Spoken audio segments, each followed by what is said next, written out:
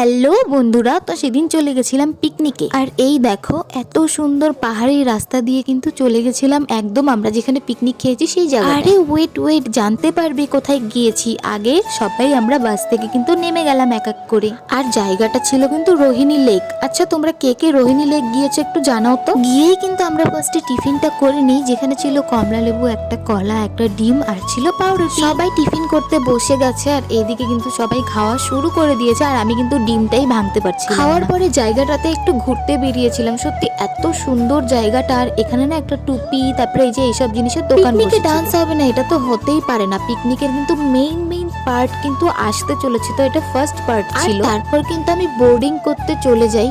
আর আমি কিন্তু আগে থেকে ভেবেই নিয়েছিলাম গিয়ে কিন্তু আমি ওই লেকটাতে বোর্ডিং করব। ব্যাস বোর্ডিং করার পর আর কি, মার কাছে বায়না যে ঘোড়ায় উঠবো, সেই মতো ঘোড়ায় উঠেও গেলাম। ফার্স্ট টাইম আমি ঘোড়াতে উঠলাম, খুব ভালো লাগছিল জানো তো। আমি ততক্ষণ ঘোড়ায় চড়তে থাকি, তোমরা ব্লগটা দেখতে থাকো। বাই দ্য ওয়ে ব্লগ শেষ, আসছি নেক্সট পার্টে।